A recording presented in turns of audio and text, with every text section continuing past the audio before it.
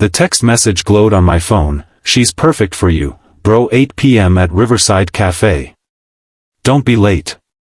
I didn't know then that my so-called friends were doubled over with laughter as they sent it, or that the woman they'd set me up with thought she was meeting someone completely different. I certainly had no idea that this cruel prank would become the most important night of my life. Hey everyone, if you're enjoying this story of how a joke turned into something beautiful, hit that like button.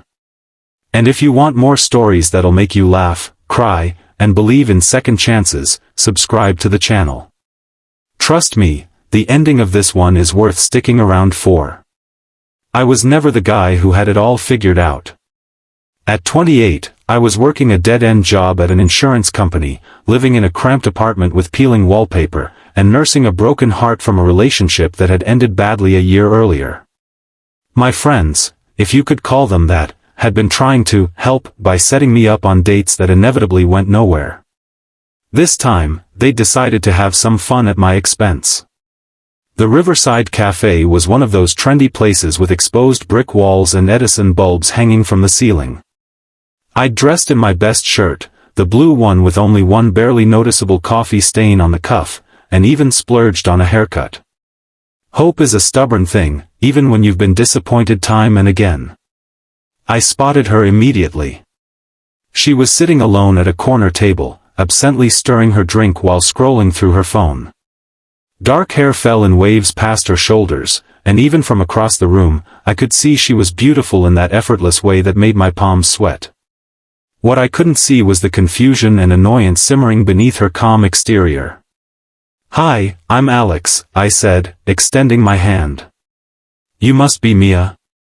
She looked up, her expression shifting from distraction to surprise, then something I couldn't quite read. "Yes, I'm Mia," she said slowly, not taking my hand. "But I'm supposed to be meeting someone named Chris." My stomach dropped. "Chris? I don't. My friend Ryan set this up. He said you were expecting me." Understanding dawned on her face, followed quickly by embarrassment that matched my own. "Let me guess.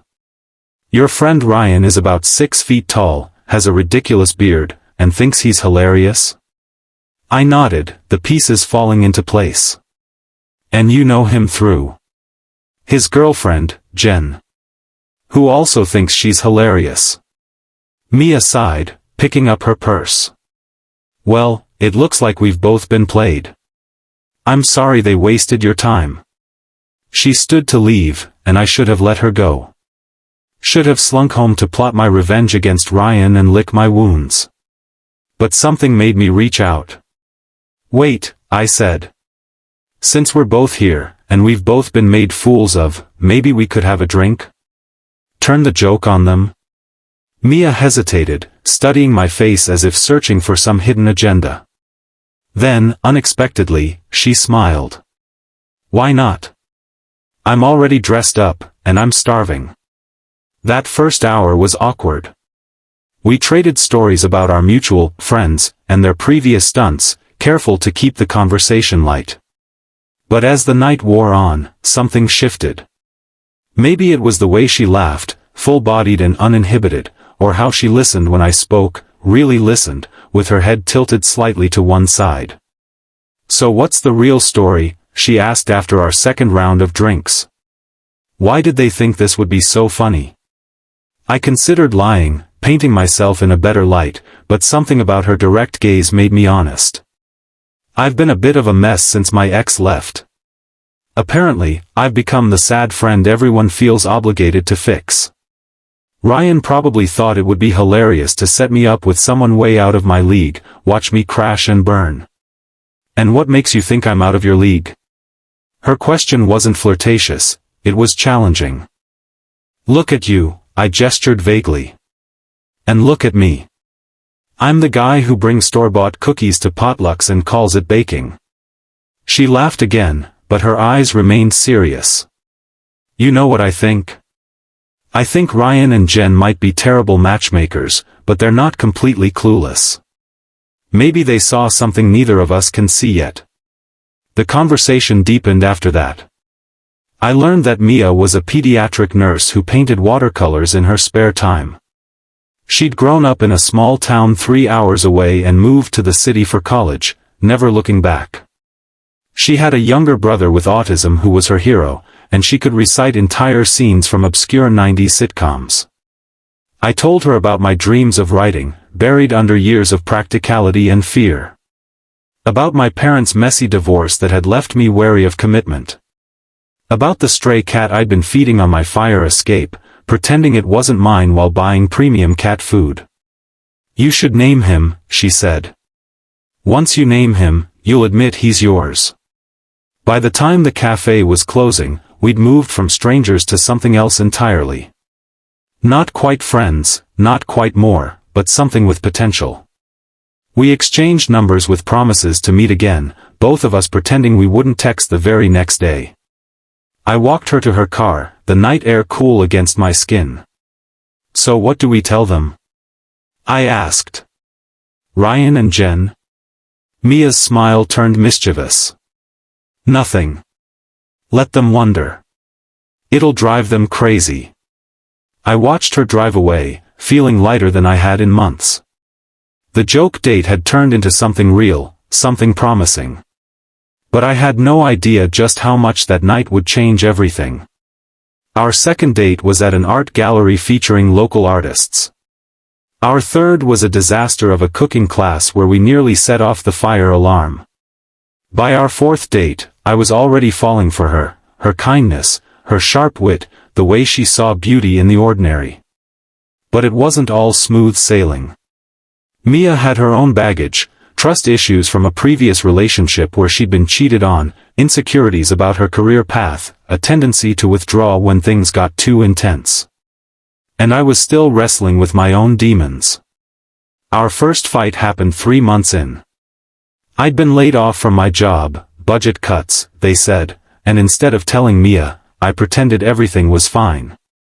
I canceled dates, made excuses, and retreated into myself.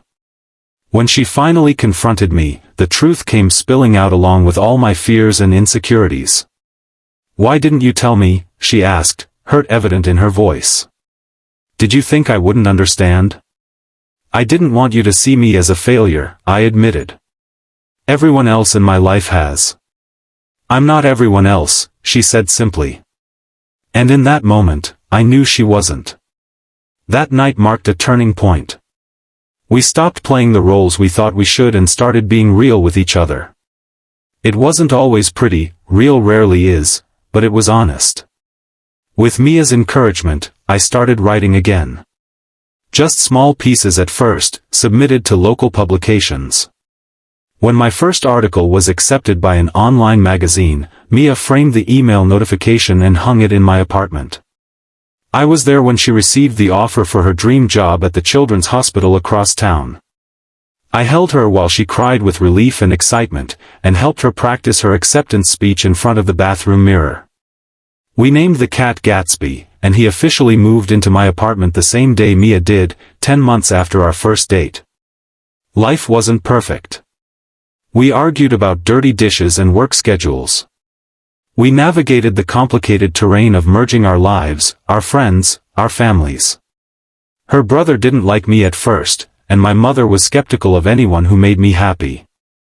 But through it all, there was a foundation of something solid. Something that had begun as a joke but had transformed into the most genuine thing either of us had ever experienced. On our 1-year anniversary, I took Mia back to the Riverside Cafe. We sat at the same corner table, but this time there was no confusion, no awkwardness. Just two people who had found each other against the odds. "I have something for you," I said, sliding a small wrapped package across the table. She opened it carefully, revealing a leather-bound journal. Inside, I'd written our story, from that first night through all the moments that had followed. The last page held a question. When she looked up, tears shimmering in her eyes, I was already on one knee beside the table. "The joke's on them," I said, my voice steady despite my racing heart. "Because meeting you wasn't the punchline, it was the beginning of the best story I'll ever be part of. Will you marry me?" Her "yes" was drowned out by the cheers of the cafe patrons around us, and by the unmistakable whoops of Ryan and Jen, who I'd arranged to be hiding at a nearby table. They'd been in on this surprise, their way of making amends for the original prank. As I slipped the ring onto Mia's finger, a simple sapphire that matched her eyes, I couldn't help but think about how differently things might have turned out. If I'd been too proud to stay that first night. If she'd been too cautious to give me a chance. If we'd let our pasts dictate our future. We got married the following spring in a small ceremony by the river. Gatsby served as the ring bearer, wearing a tiny bow tie that he tolerated for approximately 3 minutes before clawing it off. Ryan was my best man, his speech a perfect blend of heartfelt and humorous. "I'd like to take credit for this," he said, gesturing to Mia and me. But the truth is, these two found each other despite my terrible matchmaking skills, not because of them. Sometimes the best jokes are the ones where love gets the last laugh. Life continued to throw challenges our way. Mia's father was diagnosed with Parkinson's. I struggled to balance my new writing career with financial stability. We lost a pregnancy early on, a private grief that tested the strength of our bond. But through it all, we held on to the lesson we'd learned that first night, that sometimes the most beautiful beginnings come disguised as jokes, that vulnerability is the truest form of courage, and that love isn't about finding someone perfect, it's about finding someone who sees your imperfections and stays anyway. 3 years after our wedding, we welcomed our daughter, Lily. As I held her for the first time, Mia exhausted but radiant beside me, I thought about the chain of events that had led us here. A cruel prank. A chance decision to stay.